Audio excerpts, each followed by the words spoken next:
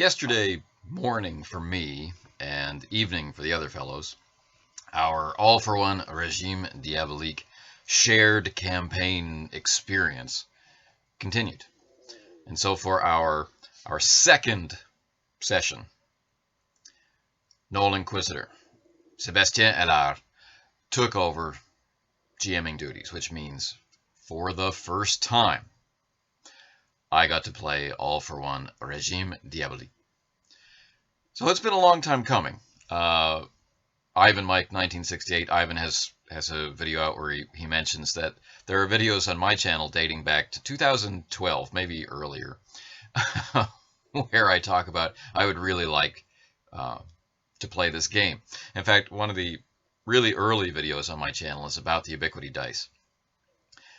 And it was at that point that I was, buying up every Ubiquity game that was out there. And the thing that had sparked that was this game, All for One, Regime Diabolique. Now, I've run it, I've done campaigns of it and one-shots of it and whatnot, but have never been able to take a character and just play. I've played Desolation, I've played Hollow Earth. Anyway, as I mentioned before in earlier videos in this series, there are 4 of us who are playing the game. And with each session, we rotate who's sitting in the Game Master's chair. So I went first, so my game mastering duties are over, and unless we decide to continue this on in the future, which I hope that we can. But this was the first time that one of the other guys gets to go. So our brave volunteer to go second was Seb. Now he's run the system before, doing Hollow Earth Expedition. And so, as he began the session, I thought it was kind of cool that he said, look, if there's any problems, or if there's any things that I'm missing in the rules or whatever, you're going to be the expert, so feel free to step in. I thought that was cool. Not a lot of game masters that I've played with in the past are willing to go there. And through the years that I've played, you meet all kinds. I mean, you meet people who say, it's my table, my rules, which is fair. And you meet people who, just let the books sit out on the table and anyone's welcome to go through and find, the right way to do it. And other groups, and this is something that I do myself, again, putting the books out on the table, and different people are assigned different areas of expertise in the game system so that things can go smoothly and everyone at the table can learn. I don't mind the first few sessions of a new campaign with a new game being about learning the rules, setting up specific encounters or challenges where different aspects of the player's characters are brought into specific focus so that mechanically and in a role-playing sense we can experience them and feel them and let them grow around us and develop in that game. So that gameplay, as we get into the meat of the campaign where we really start to enjoy it and get into it, is better. So, like I said, I thought it was really cool that he said, look, if there's something, I'm going to rely on you as the expert. And he did. He asked me a few questions. Now, what I like to do is see what the Game Master is going to do with the system, how they're going to interpret it. Maybe they've read the rules and understood them in a slightly different way than me, and maybe that will be better than the way that I've understood them. So I like to stand back, and if someone asks for my help, I'll give it. But I don't want to be the, well, actually, kind of person. But there's a caveat that goes along with that. When I get to play in a game, and we've agreed to play the game a specific way, I don't want to be surprised by suddenly discovering I'm in something else. Right? When we agree to play the game, I'm hoping that we get to play the vanilla version of the game, the rules as written, basically. So I get to experience what I've read. An extension of that caveat is, of course, the desire to be able to, full throttle play my character and not worry about maybe this is, going to take us into a lengthy rules discussion because this is an unfamiliar part of the rules for the Game Master or whatever. And this was a risk I took with my character Martin because he is, I guess, one of his major areas of ability is in the magical arts in the game. And until you use them, the magic rules can seem a little daunting, or at least are something that you should spend some time reading. That's how they appear. They're actually pretty simple in play, but they do require work from both the player and the game master to get a smooth interpretation that involves, the kind of description and thematic appropriateness that you want. Casting magic in the game also takes time. So if you have experience with a lot of other game systems involving magic, they will tend to be faster than what you experience in an all-for-one game. Like often, one turn or one action in a game will equate to a magical effect. Well, that's not going to happen in this game. You need to build toward it with an extended roll. How do you get that time? This is a skill you need to develop as the player.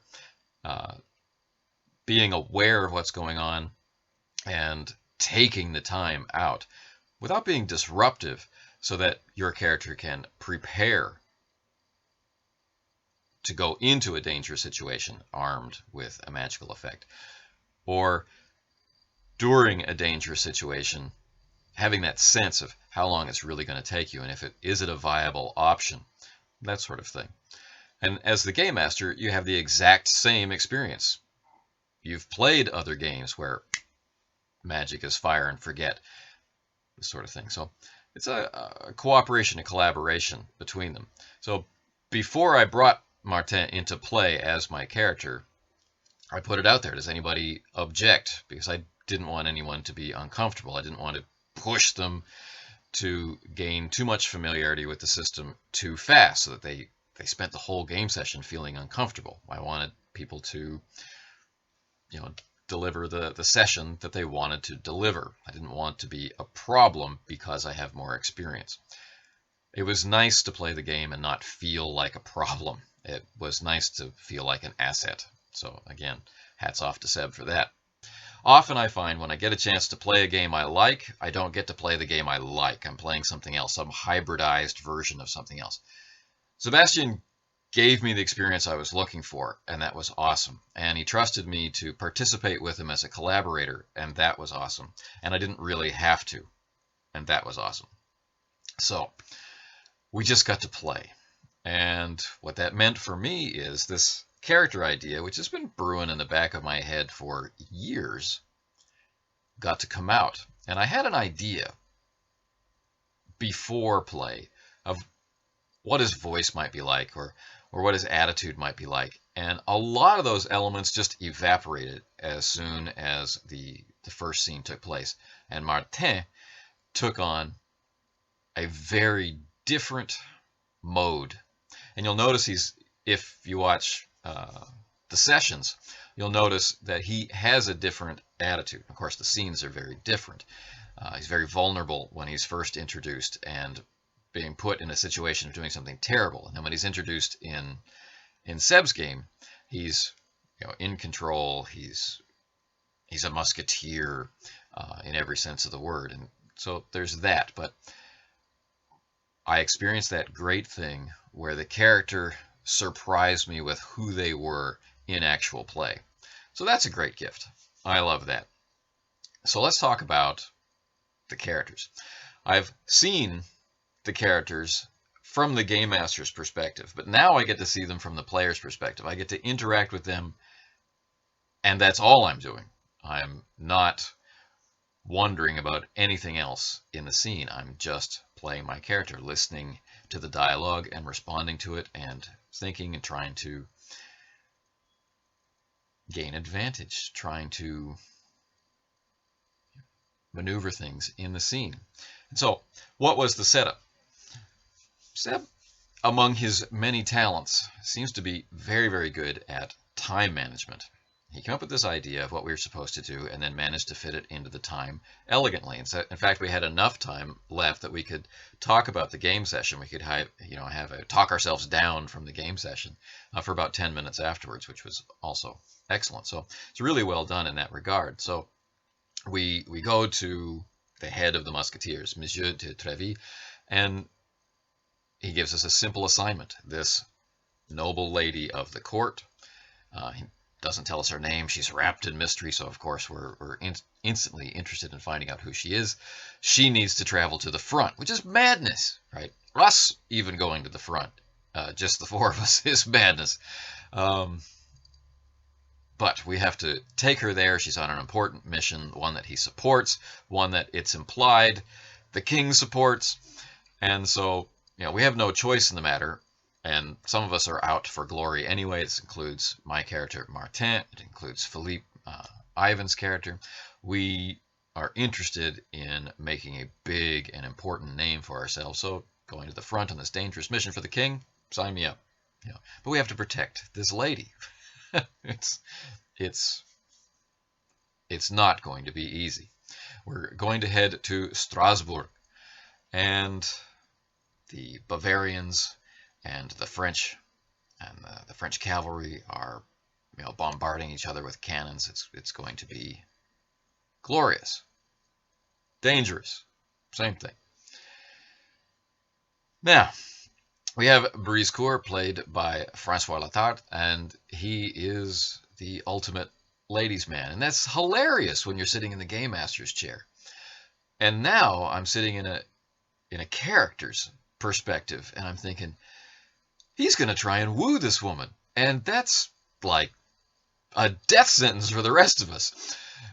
So, I'm thinking or trying to think a few steps ahead, and I realize, wow, this is a calamity waiting to happen. So, I'm elbowing him in the ribs, saying, don't flirt with this woman.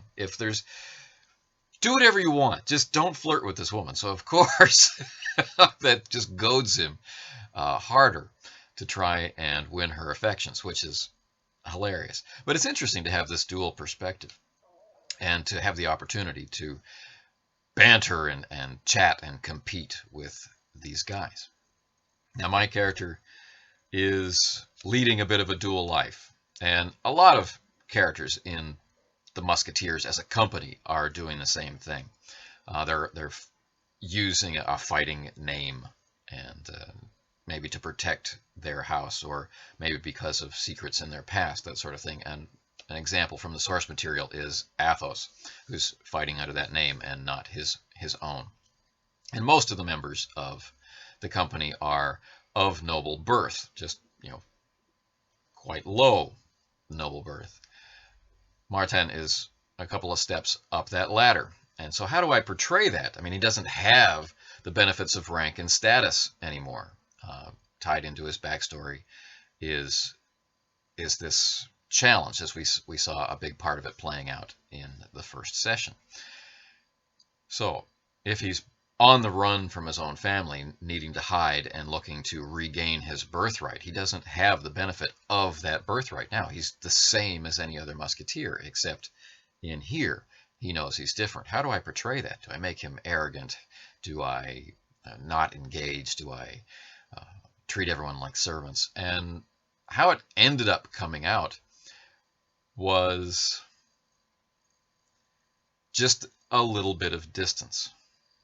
I found myself, pulling back from the camera a bit. I found myself not leaving conversational hooks. I would just make statements. And I found that really interesting, where I really wanted to engage in the witty banter with the other people, but as the cloak of character descends around me, I find myself creating this distance with the dialogue.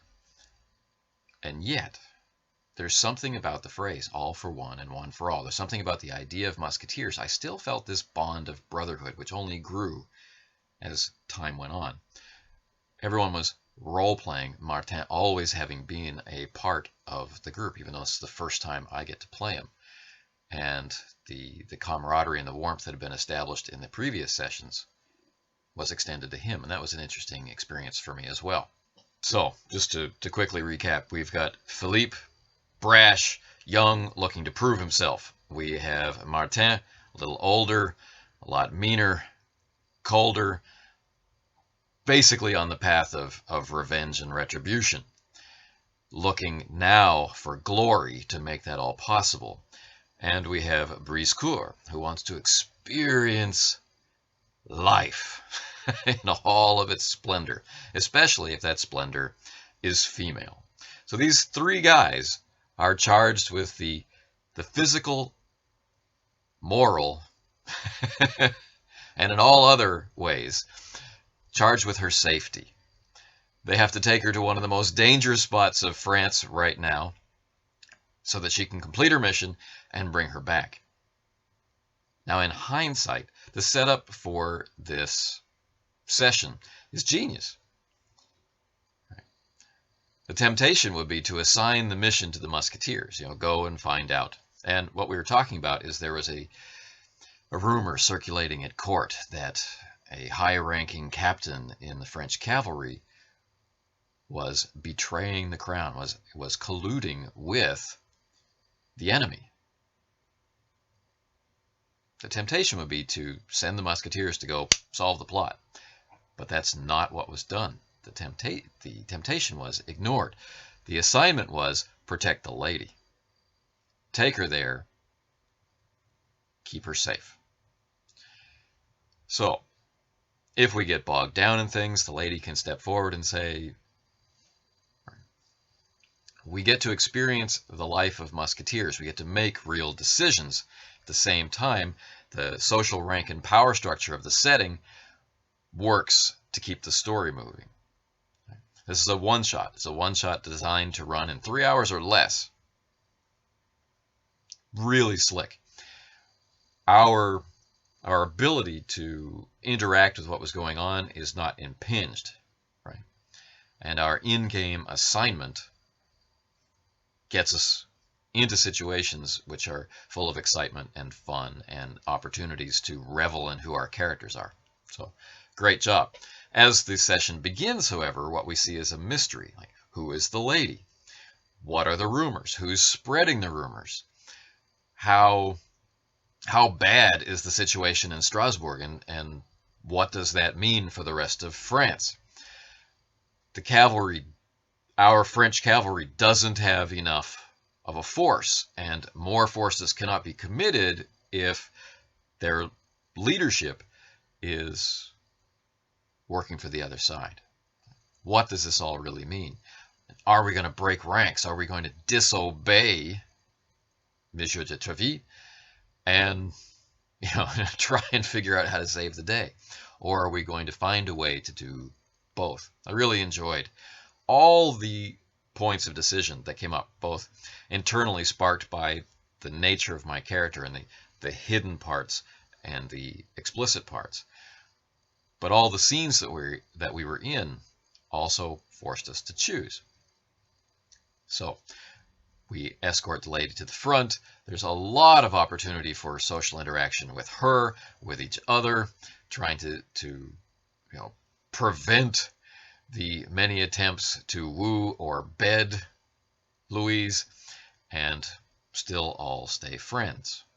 But the closer we get to the front, the more terrified the lady becomes. Very realistic.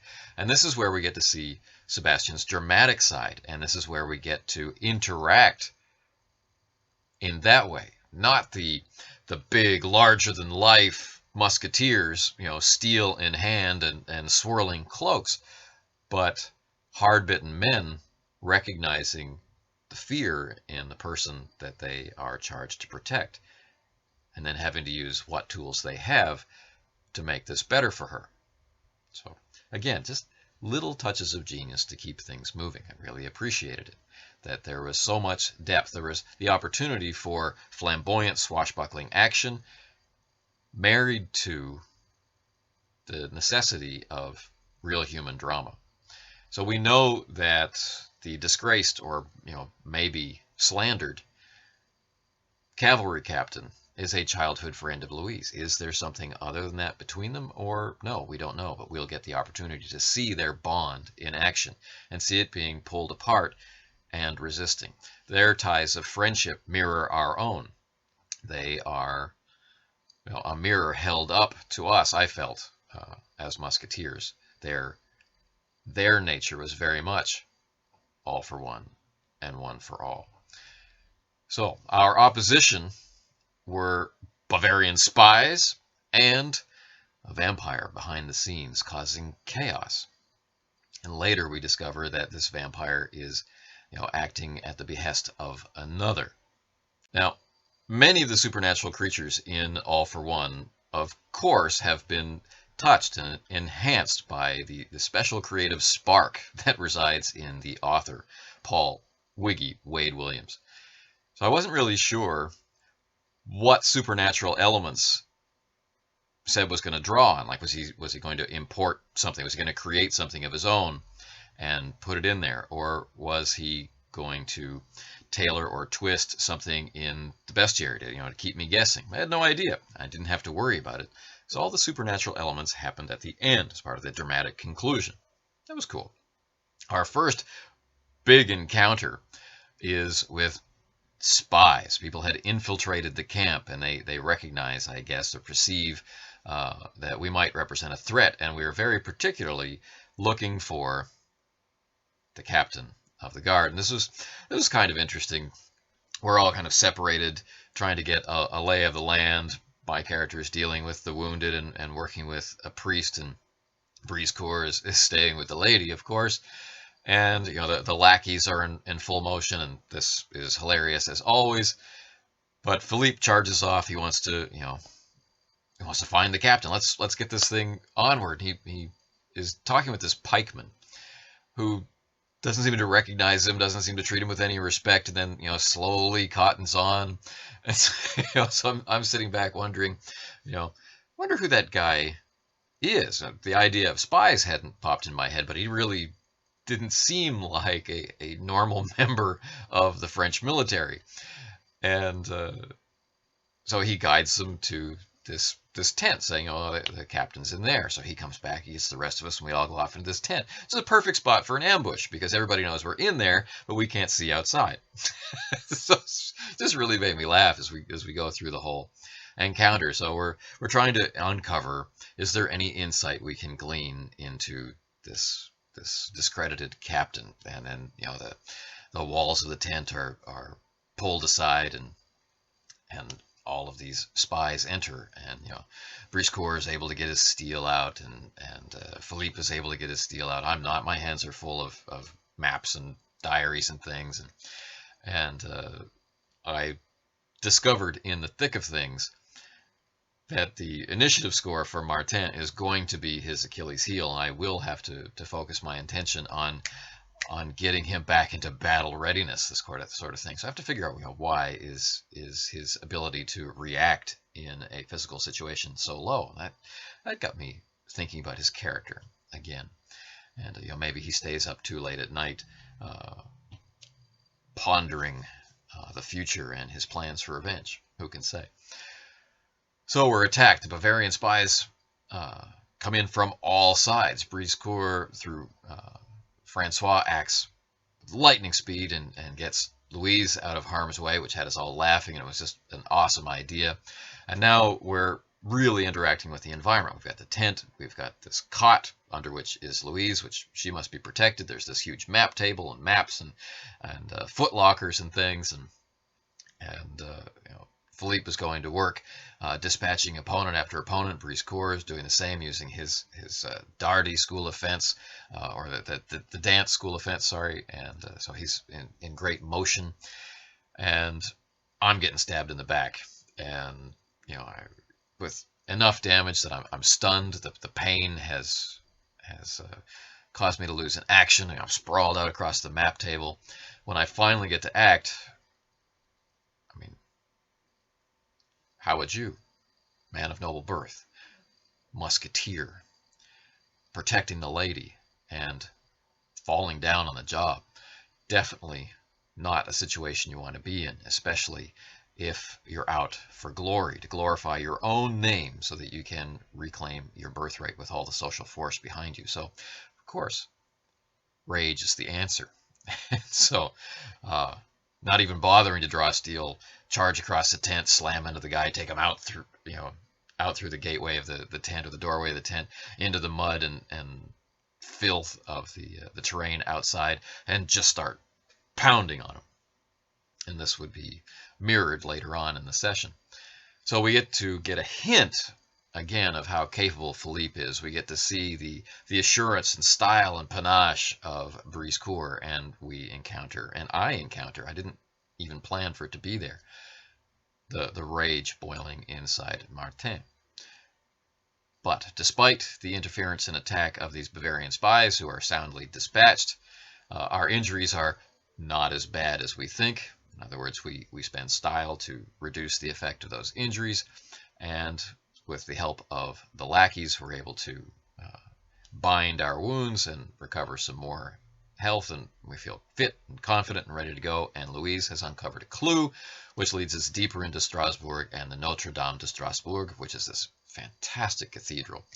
And as Seb is describing it, Francois is looking for pictures, and I'm looking for pictures online, and we get to see this place with its monumental ceiling and its unusual architecture, and it's a fantastically weird place, and fantastic in its original meaning.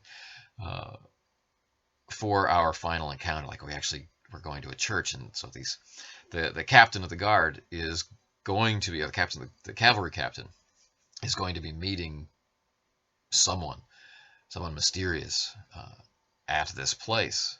And, are we going to witness his actual treason taking place? And will our presence there mean that it doesn't happen? So we've got all of these decisions to make once again, but we're out, we're exposed, we need to get under cover. We go into the church under guise of assisting the lady to pray. When we get in there, we encounter the captain, and the tension between them is palpable, and Seb allows it to build, and some social awkwardness to develop, and then in comes the vampire, this gorgeous woman, and she's just dripping in malice, and she speaks to us, and she doesn't regard us as being significant at all. And she's desirous not only of our defeat, but of our fear and our blood. So she has this fantastic talent, which is called fearsome, which does what it says on the tin. It makes you afraid, except for Philippe. Ivan decides to invest some of his hard-won style into resisting that effect, and he charges for her. He's not daunted. This is his chance for glory. I have other things on my mind. I don't have any style left because of my injury, and so I think it's this time to retreat into defense, and I'm going to cloak myself in magic. But I took the time to reveal that internal struggle to the group, so it would be obvious, because so much of what can happen in play through hangouts can be completely obscured. So I verbalized the decision. Do I go with the training I've received as a member of the Musketeers? Do I charge forward with Philippe and attack her with steel? Or do I meet the supernatural with my own supernatural training? Which side of me am I going to answer? Now, I hadn't really had the opportunity to use magic during the session. It wasn't appropriate. Although there are scenes that we narrated where it had obviously happened in the background, but it wasn't worth breaking the flow of things to go into mechanics. Now I figure is the time, and I know as the player that this is a risk. I'm likely going to be interrupted. My effective will either fail or I'm going to have to abandon it, but I think it's true to the character to commit to it, and so I do. And I don't really expect it to happen. If it does happen, it's going to be awesome and probably too late, but anyway. So this is what I'm doing. I'm trying to get space, and chanting Briscourt, however, meets the full force of this creature. And Seb was definitely up on the combat rules, which was really fun for me, because it meant that, if I engaged in the combat, I'm really going to be able to unleash with all of my understanding of ubiquity as well. So that was a great confirmation of what was ahead for this battle. Philippe is working away at her. Briscourt is horribly damaged but undaunted. He's keeping the protection of the lady in mind. He's keeping the context in mind. We're in a church. He's going to use that against our opponent. But he's so injured that, according to the rules of ubiquity, now he has to choose one act per turn. He can either do a movement, or he can attack, or he can defend himself. He can't do all three like he could normally. So he's making his way toward the cross that she's kicked off the altar, and he's going to beat her with it. I just love the image of him, in his breastplate, and he's just struggling through the pain. He's going to make this happen while Philippe is rolling and tumbling and charging and cutting and slashing, and she is responding in turn. And I am praying, filling this enormous building with my prayer, which is an exhortation coming from the theological tradition of magic. So calling on heavenly powers to aid us and fill me with the Holy Spirit so that I can fight this foul creature.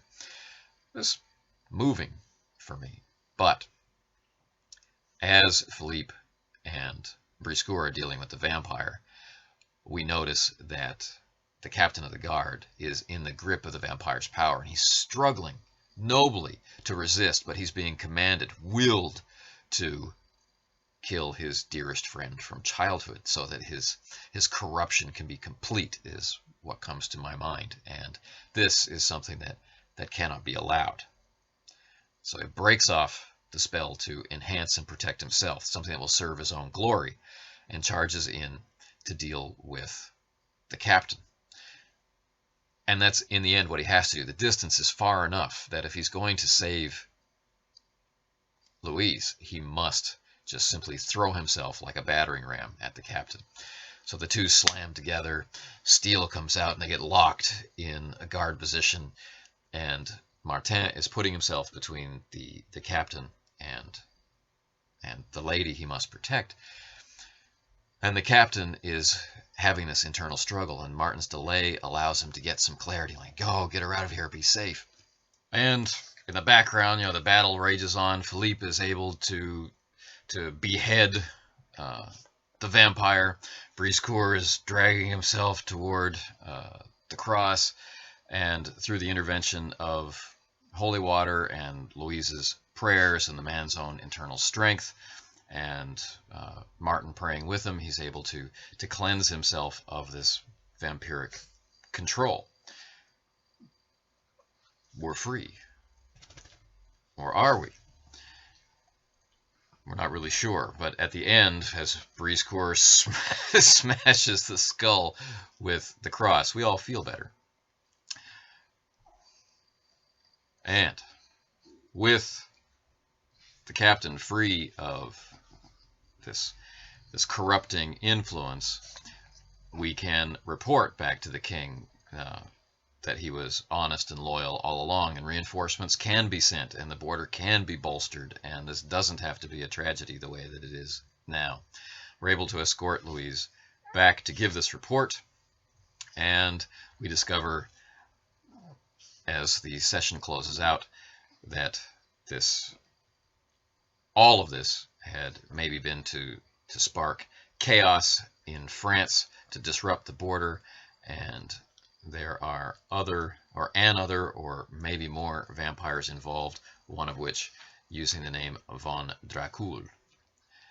We, of course, don't recognize the significance of that, but the players do, and that's thrilling, and another thread or seed planted for the next GMs to use or not use as they will, which is always a lot of fun. So, the next up is Francois. So Briscoe will be taking a hiatus, and we'll see Jean-Marie, the monster hunter, come back.